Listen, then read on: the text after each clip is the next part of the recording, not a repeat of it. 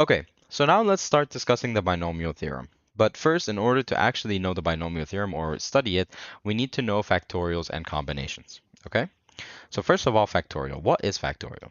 Okay, so this is what factorial, like what it looks like. Yeah, so you have n, which can be a value or a number. Yeah, so it's going to be a number. And then factorial is like an exclamation point. So what does this mean? What does it tell us? So like if I have, for example, 7 factorial, what am I supposed to do?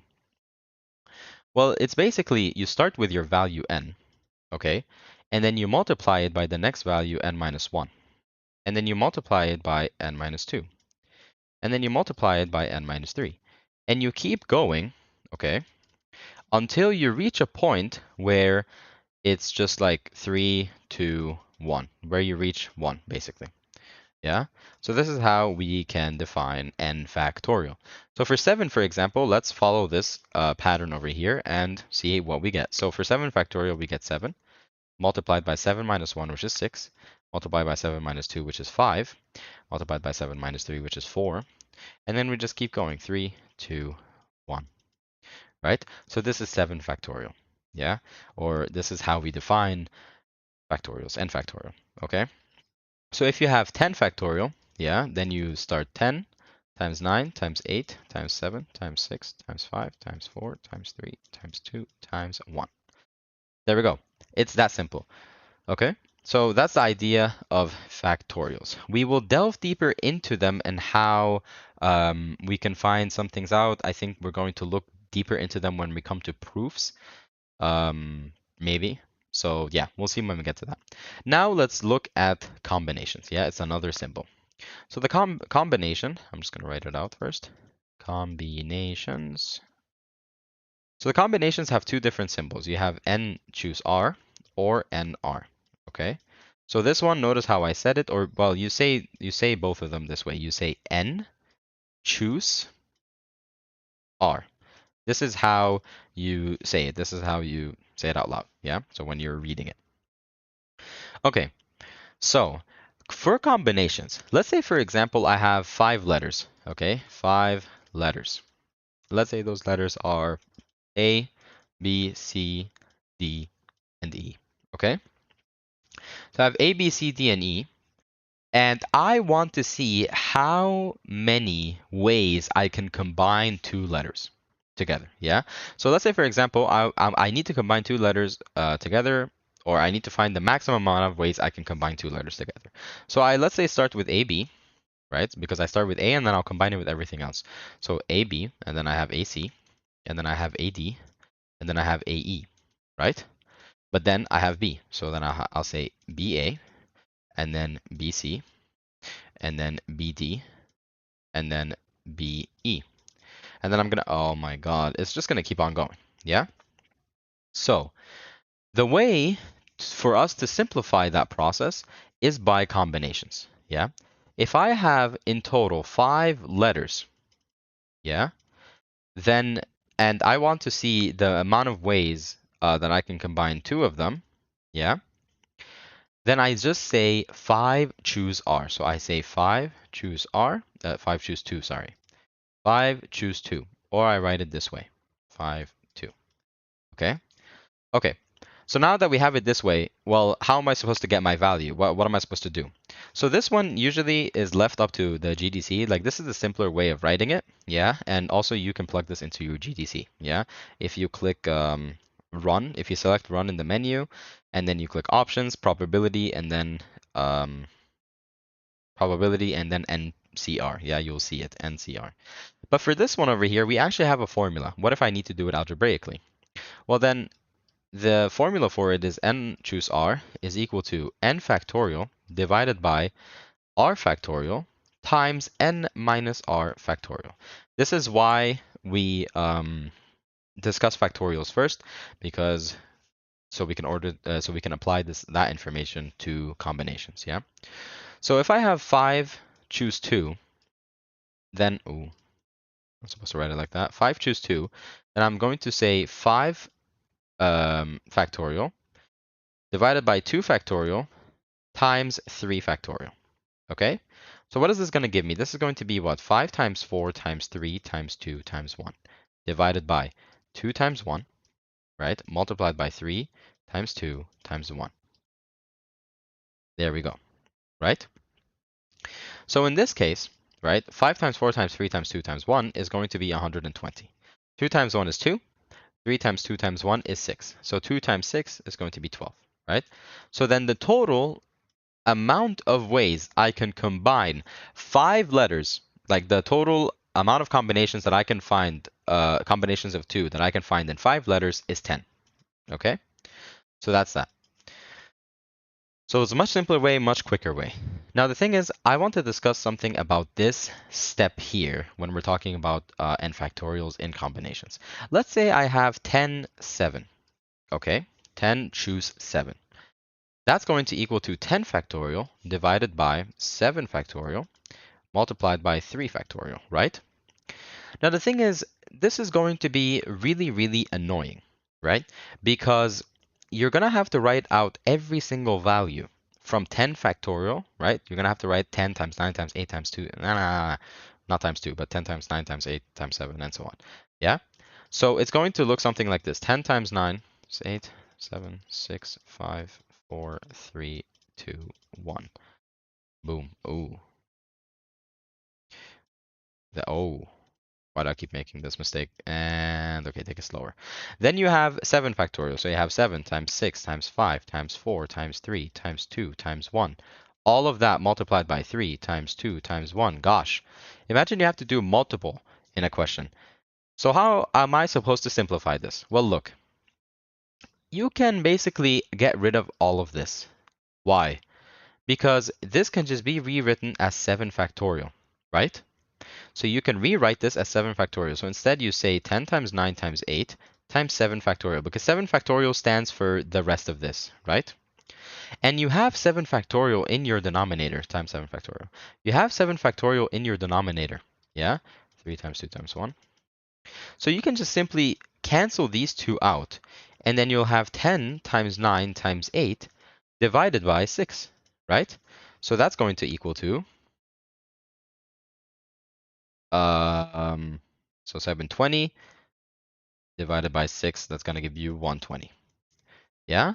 So there we go. It's much simpler to do it this way. Yeah? So let's have another example. Let's say 20 choose 15. Okay? 20 choose 15, you can say 20 factorial, yeah, divided by 15 factorial times 5 factorial, right? So that's going to be what? You're going to say 20 times 19 times 18 times 17 times 16 times 15 factorial divided by 15 factorial times 5 times 4 times 3 times 2 times 1. Okay? So 15 and 15 factorial will cancel out, and all you have left to work out is all of this multiplied by each other divided by this. I'm not going to do that, so I'll just leave it like that. Okay, cool. So that's that for combinations. Now, let's actually move on to the binomial theorem itself. Here we go. Okay, so now let's look at the binomial theorem. Okay, so the binomial theorem, first of all, what I'm going to write out is a plus b to the power of n. Yeah? So n, of course, can be any numbers, any number. We can raise this to the power of anything, right? So this is our expression that we just have, like a general expression that we have right now, right? So let's say a plus b squared, right? We know that a plus b squared is a squared plus 2ab plus b squared, right? We know that, for example, a plus b cubed is equal to a cubed plus 3a squared b plus 3ab squared plus b cubed. So for some of these, you might already know them, right? But what if, for example, I raise it to a really like a much higher number, a plus b, for example, to the power of 6, right? So this is basically what the binomial theorem deals with. When we raise expressions to higher powers, how are we supposed to simplify that? Yeah. So to move on, to move on, we're going to learn about something called the Pascal triangle. Okay. So the Pascal triangle starts with 1. Yeah. You start with a 1 on top. Okay. And then after that, what you do is you basically just like draw two arrows like this, and you say 1 and 1 again. Yeah, so you have 1 and 1 once again. Okay? Now, you have a space in the middle.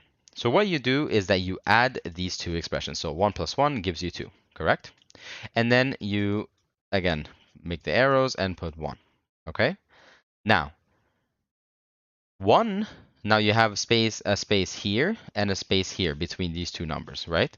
So now you add these two. So 1 plus 2 is what? 3. And 1 plus 2 is what? 3, right? And then this goes to 1. This goes to 1. Again, we add these ones. Yeah, we add 3 and 1. We add 3 and 3, and we add 1 and 3, right? So 1 and 3 is 4. 3 and 3 is 6. 3 and 1 is 4, right? And then again, we say 1, 1. And then we keep on going. So this triangle will look something a little like this. 1, 1, 1, 2, 1, 1, 3, 3, 1, 1, 4, 6, 4, 1, 1, 5, 10, 10, 5, 1, 1. And it will keep going. That's why it looks like a triangle. Yeah? I hope you can see that because like my drawing is not the best, I know. So yeah. So the way that we're drawing this actually helps us with something. It helps us with the coefficients of like a plus b to the power of 1, a plus b to the power of 2, and so on. So for example, these two coefficients here can be used for a plus b to the power of 1. 1, 2, and 1 can be used for the coefficients of a plus b squared. Okay, here this is for a plus b cubed. This is for a plus b power of 4. And this is finally for a plus b power of 5.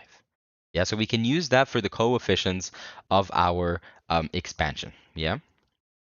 So let's say, for example, yeah, I want to expand a plus b to the power of 5. Okay, so let's actually apply our information. So let's say a plus b is raised to the power of 5. Okay, so I don't want to write a plus b times a plus b times a plus, no, yeah, I don't want to do that, and it's gonna take too long, and it's like it's really difficult to do it that way, and it's time consuming, and it's really just not efficient. Yeah. So what are we going to do? Well, we're gonna first of all write AB. Okay, we're gonna write AB 5, 1, 2, 3, 4, 5, 6. We're gonna write it 6 separate times. Okay, so you have AB, and then you have AB, AB, AB, AB, 1, 2, 3, 4, 5, AB. So if you count the amount of numbers right here, this is from the Pascal triangle. The amount of numbers right here is how many? 1, 2, 3, 4, 5, 6. Yeah, so it's 6 different numbers. And these will be the coefficients of AB. Okay? So the rule for it is, or how you can do it, is you start by giving A the highest power, so 5. The highest power is 5. And then as you go to the right, you descend in the power. Yeah, the power, like you minus 1. Yeah. So in the next term, it's going to be 4. In the next term, it's going to be 3. The one after that is 2, 1, and then 0. Yeah. For B, it's the opposite. You start with 0, and then you move up until 5. So here's going to be 0, 1, 2, 3, 4, 5. Now let me show you an interesting pattern that evolves here, which allows you to know if you're actually doing it correctly or not. If the two exponents of a and b add up to be 5, then you're doing it correctly. Yeah, if they add up to be this exponent right here, then you're doing it fine. So 5 plus 0 is 5. 4 plus 1 is 5. 3 plus 2, 2 plus 3, 5, 5. 1 plus 4 is 5. 0 plus 5 is 5. Okay, so we're on the right track, right?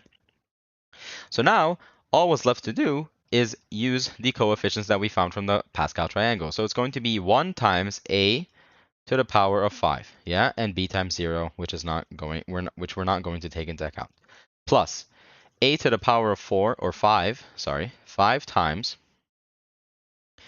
a to the power of 4b, right? I'm not going to write it in brackets now. Let's just write it in the simplest form. So a to the power of 5.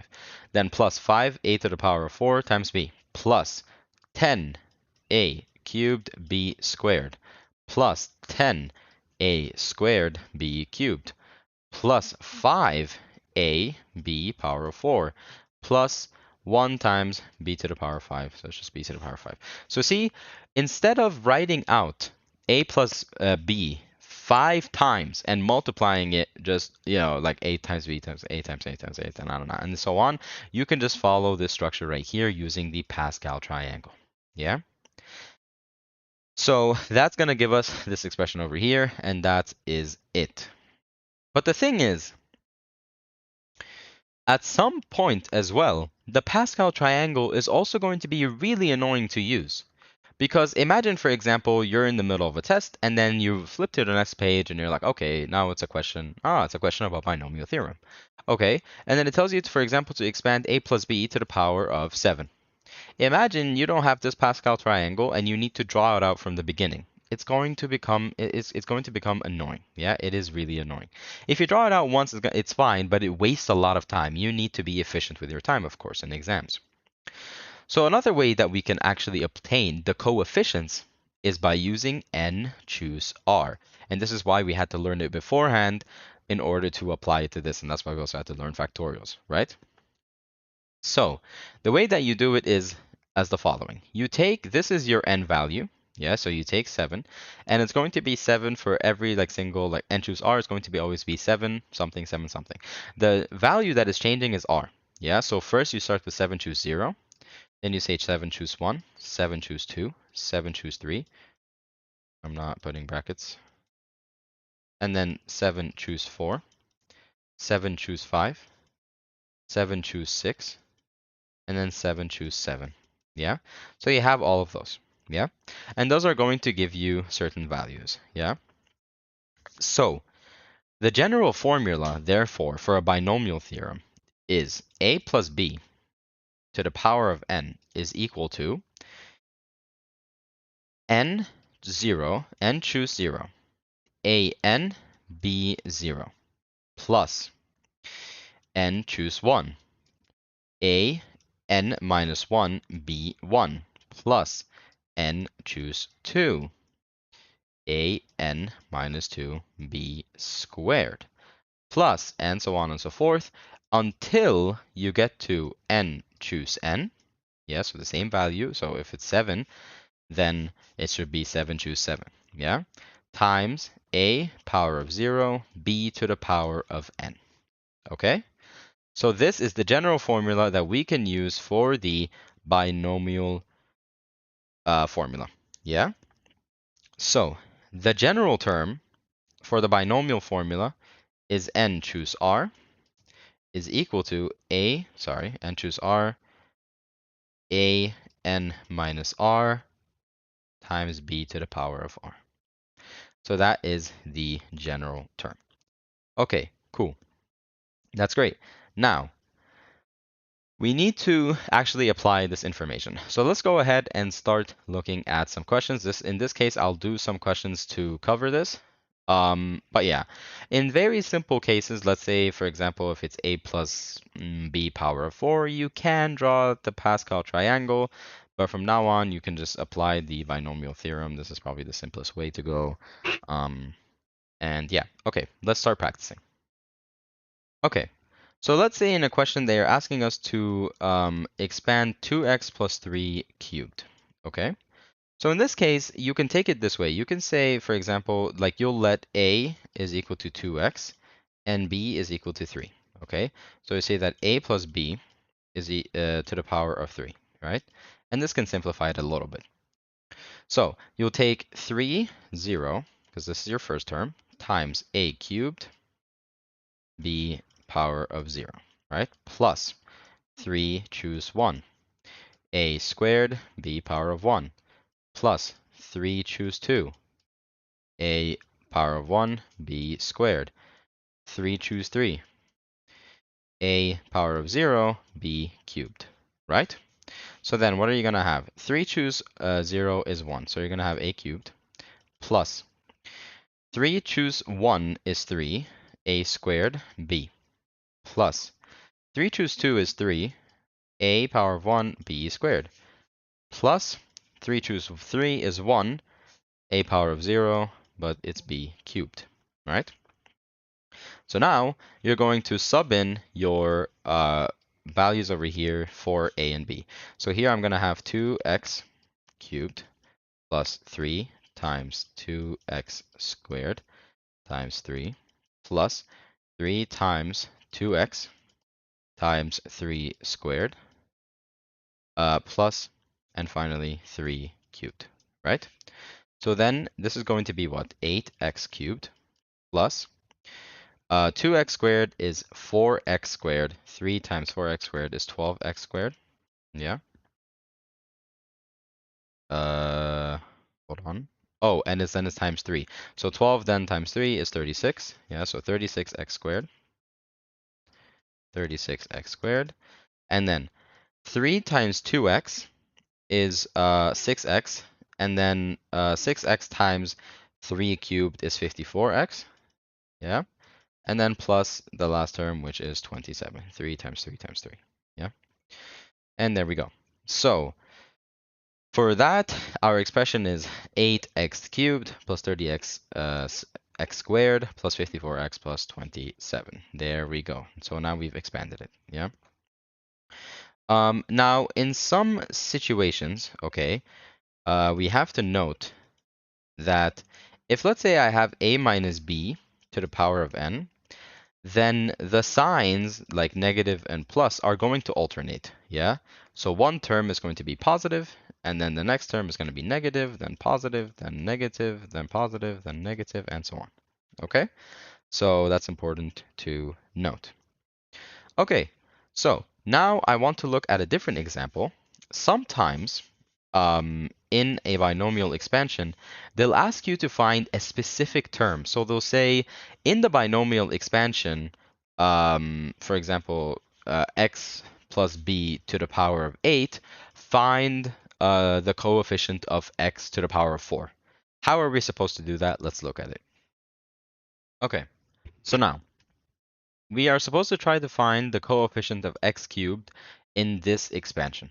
Okay, so let's imagine this. Now, how are we going to do it? First of all, we need to write down what our terms are. Okay, so we have terms a and b, right? So we have a is equal to 2x, and we have b is equal to negative 3. Okay, so that's first of all.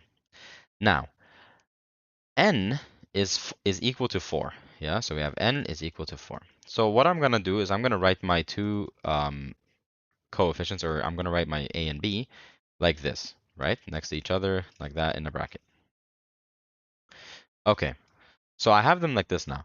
Now what I want to do is I'm going to split the exponent 4 appropriately amongst my two terms, right? So, but I need to split them based on the question. So I'm supposed to try to find x to the power of 3, right? So I'm going to go to the term which has x, and I'm going to raise it to the power of 3, because then that's going to give me the term x cubed, right? And then here, then this will be just 1, right? Because these two exponents have to add up to each other to equal to the exponent which is in the general like term. Yeah, so 4, right? So we have those two. So now I'm still missing my nr, right? So n in this case is equal to 4, right? So it's going to be 4. And then r is just the exponent that I have on term b, right? So it's going to be 1. Okay? So then to find this term, I need to do n4 choose 1 multiplied by 2x cubed. Oops, I'm sorry, cubed is on the outside. 2x cubed multiplied by negative 3 power of 1. Okay, so 4 choose 1, yeah, is equal to 4. Then this is going to give us 8x cubed. And then this is going to give us negative 3. Yeah, so negative 3. So then that all is then going to be 96, negative 96x cubed. Okay, so the coefficient of x cubed in this case is negative 96. Okay. So let's say, for example, let's do another example. Let's say we need to find the coefficient of x to the power of 5, okay, or find the term x to the power of 5 in the expansion of 2x minus 3 to the power of 7. Okay, how am I going to do this? Let's see. So we're going to say that a is equal to 2x, b is equal to negative 3, n is equal to 7, right? So I'm going to write it like this. I'm going to write 2x, that is in a bracket, then negative 3, and that is in a bracket. Yeah? So I need the term that is attached to x to the power of 5, right? So I'm going to raise this over here to the power of 5, and then I'm going to make this squared. Yes? So now I need to know what am I going to do for my n choose r. So n is equal to 7, yeah? And in this case, r is equal to 2, yeah? So 7, 2, right? So, wait, let's find this out. So 7 factorial divided by 2 factorial times 5 factorial. So this is going to be 7 times 6 times 5 factorial over 2 times 1, which is 2, and then 5 factorial. These two cancel out. So 7 times 6 divided by 2, which is equal to 21. Okay, cool. So that means that my term will be 7 choose 2 multiplied by 2x to the power of 5 multiplied by -3 squared. This is going to be 21 multiplied by 2 to the power of 5 is equal to, what is 2 to the power of 5? Wait, let's say calculator. Um, so 2 to the power of 5 is 32. So 32 x power of 5 multiplied by -3 squared, which is 9. Yeah. So 21 multiplied by 32 by 9, this is going to give me 6,048 x power of 5. So this is the term that I am looking for, yeah, and found. Okay? Cool.